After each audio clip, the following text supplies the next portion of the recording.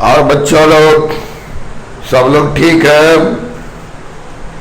चलो अब फिजिक्स का कुछ एक वीडियो और ला रहे हैं हम, इलेक्ट्रोस्टैट का। कुछ टाइम लगा लेकिन टेंशन मत लो, मन ना करा था बनाने के लिए, इसी चलते नहीं बना रहे थे। अब लगा आज की बना के दे देते हैं, बच्चा लोग को प्रॉब्लम हो रहा होगा कोरोना में, तब बना रहे हैं। तो फिजिक्स का जब तक इलेक्ट्रोस्टैट खत्म ना होगा हम कुछ स्टार्टन करेंगे। एनसीईआरटी में इतना भी इलेक्ट्रोस्टैट पढ़ने का जितना पढ़ा दिए, लेकिन कॉन्सेप्ट के साथ बहुत सारा ऐसा एग्जाम्पल है जो आपको नहीं पता है, बहुत सारे टीचर्स लोग नहीं पढ़ाते हैं, तब भी पढ़िए। आप कैसे जानेंगे? तो बात अब कॉन्सेप्ट से हम समझेंगे इलेक्ट्रोस्टैट को। थ्योरी वही रहेगा, कुछ चेंजिंग होते रहेगा, वेरिएशन होते रहेगा और प्रूफ होते रहेगा, ठीक ना। कहने का मतलब मेरा है होमोजीनियस मीडियम। मान लो ये कोई चार्ज है, जो ये कौन है, Q1 है, और ये जो चार्ज है इसको कौन टू माने, Q2 माने। इसके डिस्टेंस को हम R मान लिए। क्या मान लिए बाबू? डिस्टेंस को क्या मान लिए बाबू? R मान लिए। और ये होमोजीनियस मिक्स मतलब कि मीडियम है, मतलब हर एक जगह मीडियम क्या है? सेम है। मीडियम क्या है बाबू? सेम है। हवा में तो हवा में है, पानी में है तो पानी में है, जल में है तो जल में है, सॉलिड में है तो सॉलिड में है। तो इसको बोलते हैं होमोजीनियस मीडियम। तो ये क्या है बाबू? Homogeneous medium. तो होमोजीनियस मीडियम का फॉर्मूला हम कैसे लिखते हैं? FM 1/4 pi epsilon naught into epsilon naught, epsilon naught into epsilon R Q1 Q2 R²। मेरा कहना है, मेरा कुछ कहना है कि अभी इसको वैकुंठ में, कोई मीडियम में है, अब इसको यदि हम वैकुंठ में लेके चले जाते हैं, समझेगा बात को? यदि इसको वैकुंठ में लेके जाते हैं, चार्ज में कोई छेड़छाड़ नहीं करते हैं। तुम लोग तो बहुत छेड़छाड़ करता है, लेकिन हम चार्ज में कोई छेड़छाड़ नहीं कर रहे हैं, समझ गया? फोर्स भी उतने रखना है, क्या बढ़ाना पड़ेगा? डिस्टेंस। क्या घटाना पड़ेगा? डिस्टेंस। सर किस पे इफेक्ट आएगा? डिस्टेंस पे आएगा, क्योंकि ये हटा रहे मीडियम, एप्सिलॉन R तो हट जाएगा। ये हमको सेम होना चाहिए, हाँ? क्या होना चाहिए? सेम होना चाहिए। तो जब ये हटेगा तो ये हमारा क्या होना चाहिए? कुछ चेंज होना चाहिए, क्योंकि इसमें हमको चेंज नहीं करना है। अब चार्ज में कोई छेड़छाड़ नहीं करना है। अब मीडियम को हटा के वैकुंठ कर दिए तो कुछ तो चेंजिंग हुआ होगा, है? है? बताओ। तो यदि हम इसको वैकुंठ कर देते हैं तो हमारा यही ना चार्ज रह जाता है। चार्ज बोल रहा चार्ज में छेड़छाड़ नहीं, तो भैया Q1 और कौन टू? Q2। सर तो डिस्टेंस में तो छेड़छाड़ हो जाएगा, तो अब पहले डिस्टेंस R था और अब डिस्टेंस क्या ले लिए? कब? तो वैकुंठ में। ये क्यों हो रहा है? क्योंकि चार्ज में छेड़छाड़ नहीं किए, मीडियम को हटा दिए। तब बताइए यह डिस्टेंस किस पर डिपेंड करेगा? अब डिस्टेंस से ना चेंज होने की बात है। तो जब इसका ये FM लिखाएगा तो क्या लिखा है? 1/4 pi epsilon not, 1/4 pi epsilon not. अब मीडियम खत्म हो गया, वैकुंठ है, तो क्या हो गया? Q1 Q2 वैकुंठ में फिर FV by R²। Do not equation number first or equation number second. Charge do not change charge,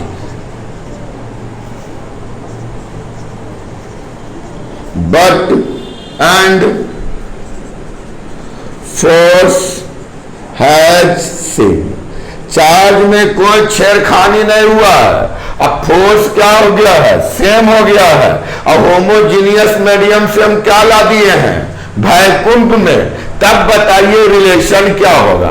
तब पूरा Vm इक्वल टू Fv, मतलब फोर्स ऑफ मीडियम और फोर्स ऑफ वैकुंठ बराबर हो रहा है अकॉर्डिंग टू दिस।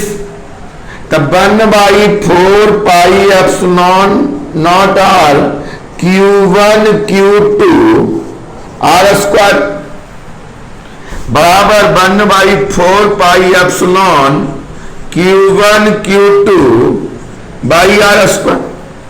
अरे डी स्क्वायर नहीं, डी स्क्वायर नहीं, और स्क्वायर बोला, डी स्क्वायर नहीं होगा। अब बताओ, एकरा से एकरा कट गया बेटा,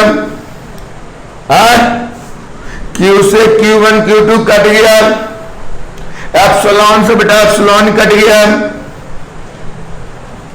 बचा क्या सर, बचा 1/, epsilon r into r square equal to 1/d square, मतलब d square equal to epsilon r square, मतलब डी इक्वल टू क्या हो गया, अंडर रूट एप्सिलॉन आर।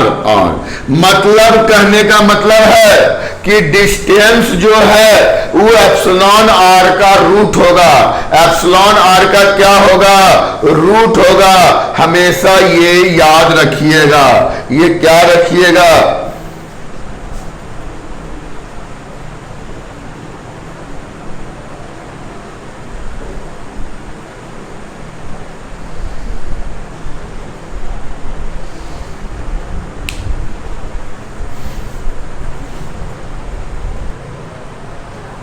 समझ गया ना जी। कहने का मतलब है इसका डिस्टेंस जो है ना, किसका, वैक्यूम का, डी किसका डिस्टेंस है, वैक्यूम का, और आर किसका है, होमोजीनियस मीडियम का। तो कहने का मतलब जब हम वैक्यूम में कर देते हैं और होमोजीनियस का, तो जो होमोजीनियस का डिस्टेंस होता है वो अंडर रूट से क्या हो जाता है, मल्टीप्लाई आ जाता है। ये फॉर्मूला याद रखना कि वैक्यूम वाला जो डिस्टेंस है इक्वल टू होगा अंडर रूट टी आर, मतलब जिस मीडियम में पहले था, इनटू आर, पहले जो डिस्टेंस उसका था। अब इस पर एग्जाम्पल करते हैं, इस पर क्या करते हैं, एग्जाम्पल करते हैं। क्वेश्चन,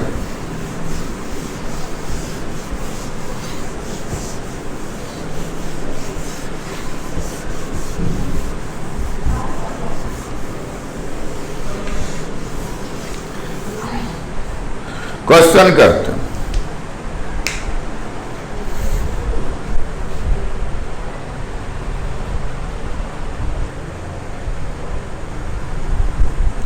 चलिए ये एग्जाम्पल है, समझिएगा। पहले क्वेश्चन कहता है वैक्यूम में एक 3 माइक्रोकूलम का चार्ज है और एक मैंने 6 माइक्रोकूलम का चार्ज लिया है और उसके बीच का डिस्टेंस कितना है, 1 मीटर है।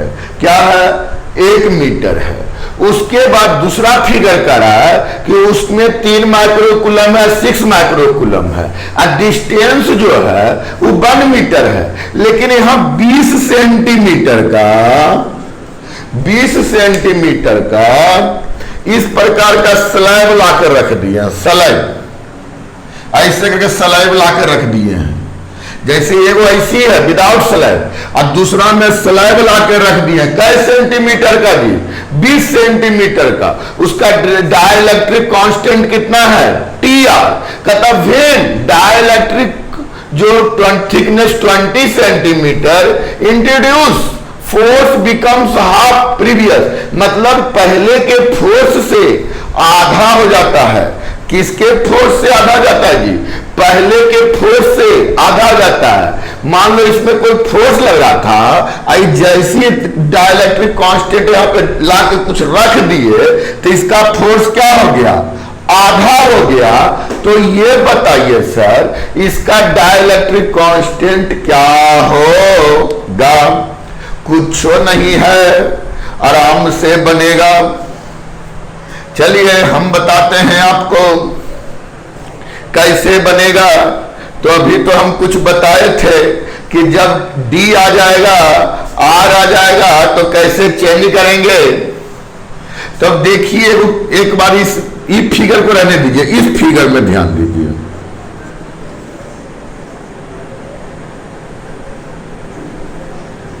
टी आर है सर, 1 सेंटीमीटर है, सॉरी 1 मीटर है, 20 सेंटीमीटर है, तो 80 सेंटीमीटर तो पहलू के नियर हो गया। 80 सेंटीमीटर तो पहलू के नियर हो गया। अब यदि इसका जो फॉर्मूला भी बताए थे, वह फॉर्मूला जो हम बताए थे D = R/√TR, मतलब यदि हम उसको वैक्यूम में ले आते हैं तो इस डाइलेक्ट्रिक को हटा देते हैं तो इसका डिस्टेंस बढ़ जाएगा। तो वह कितना बढ़ेगा? तो यह 20 सेंटीमीटर, अरे 20 सेंटीमीटर ना है, तब 20 सेंटीमीटर को मीटर में बदल लो तो 0.2 मीटर। ठीक, और डाइलेक्ट्रिक कांस्टेंट क्या है? √TR, तो √TR मतलब इसका पूरा डिस्टेंस क्या हो गया? 80 सेंटीमीटर मतलब हो गया 0.8 metre plus 0.2 metre into TR। तब होगा, तब फोर्स क्या होगा? बराबर होगा। हम बराबर की बात करेंगे, आधा हम कर देंगे बाद में। यदि यह हम हटा देते हैं तो इसका डिस्टेंस इतना हो जाएगा, तो डिस्टेंस ये होने पर फोर्स हमारा वो हो जाएगा सिर्फ। अब दोनों का इक्वेशन हम लिखेंगे, नहीं समझा रहे? इसको हटाएंगे तो D = R/TR डिस्टेंस, तो डिस्टेंस हम उसको 0.2 m इंटू कितना कर दिए? TR, मतलब हम माइंड में लगे स्लेब यहां से हट गया, डिस्टेंस इतना बढ़ गया, तो फोर्स बराबर होगा। लेकिन फोर्स वहां क्या हो रहा है? आधा हो रहा है, तो फोर्स आधा हो जाएगा, क्या टेंशन है? फोर्स क्या हो रहा है जी? आधा। वहां पे हम क्या बताए थे? वहां पे हम बताए थे बराबर फोर्स हो रहा, यहां फोर्स क्या हो रहा है? आधा हो रहा है।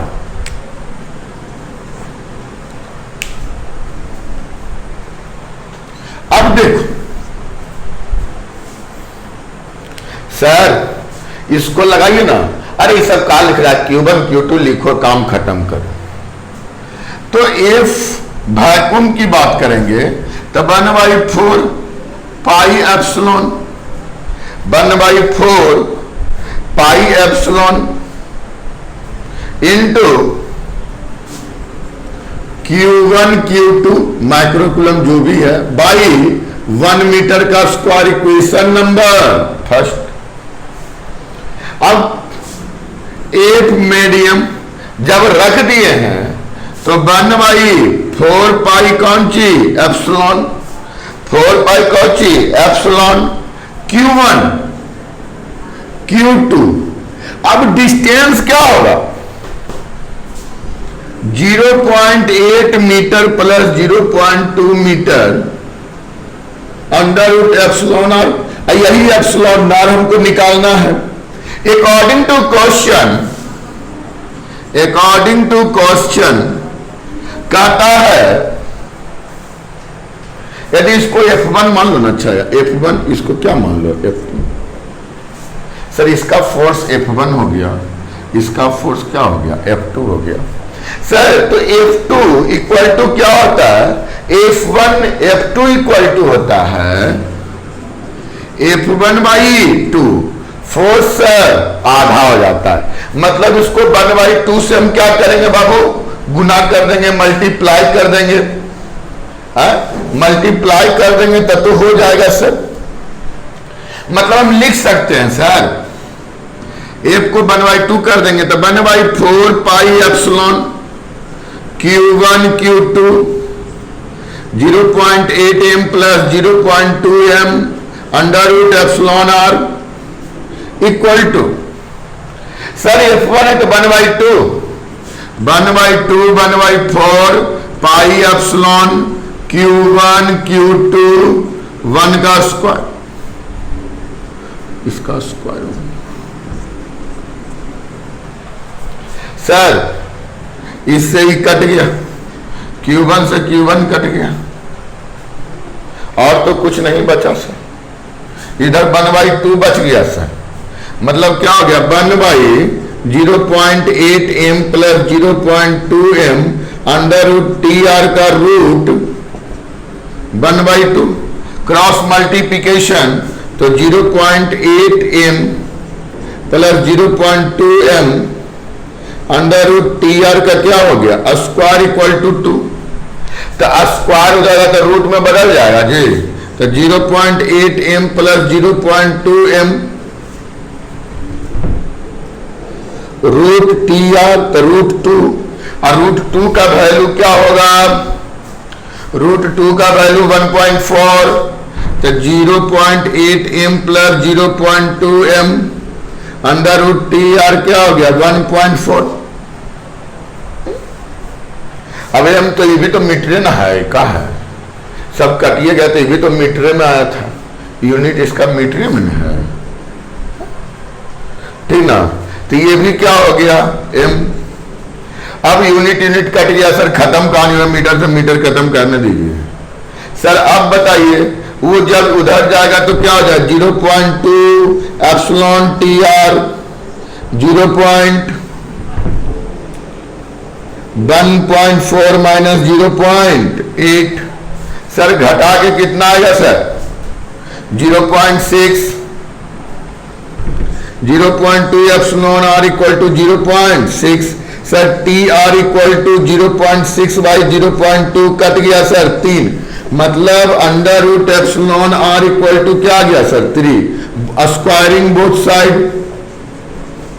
तो TR इक्वल टू क्या आ गया 6, मतलब इसका डाइलेक्ट्रिक कांस्टेंट क्या होगा, 6 होगा।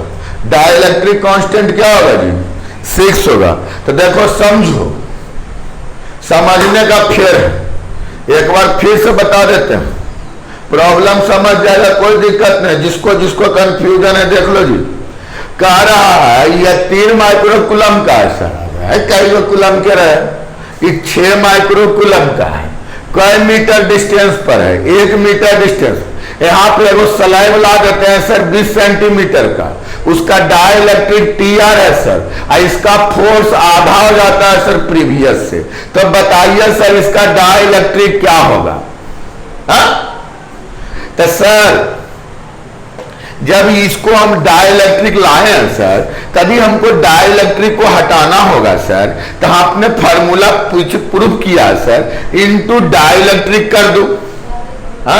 तो सर ये 20 सेंटीमीटर है, और ऊपर में तो ये 100 सेंटीमीटर, 1 मीटर में 100 सेंटीमीटर, तो सर 80 तो ठीक है ठाक है, लाई स्लाइड 20 में ना सर, 20 सेंटीमीटर में, तो 0.2m, इसका डाइलेक्ट्रिक अभी प्रूफ किए थे, कौन है TR गुना कर देना है, तो सर इतना डिस्टेंस ही हो जाएगा। तो दोनों डिस्टेंस इधर 80 प्लस 0.2m TR जोड़ दिए sir.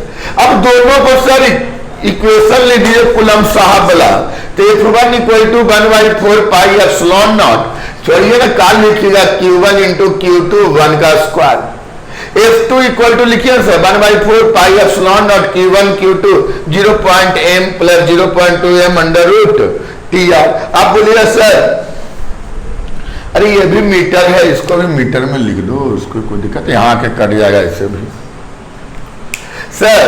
Equation according to question F2 कितना कटा, आधा हो जाता है, तो F1 का आधा F1/2, सर इसको आधा कर दीजिए, तो 1/2 लगा दिए, गुना कर दिए सर, लिखिए 4 पाई एप्सिलॉन नॉट Q1 Q2 इतना नीचे 0.8 मीटर प्लस 0.2 मीटर एप्सिलॉन का square 1/2 4 pi epsilon not Q1 Q2 1 का स्क्वायर। सर खच कुछ कट गया, इधर सिर्फ 1/2 मीटर का स्क्वायर, सर ऊपर नीचे गुना कर देंगे सर, जैसे ही करेंगे सर आपस में मीटर मीटर सब कट जाएगा सर, सब कट जाएगा सर, रूट में आ जाएगा सर।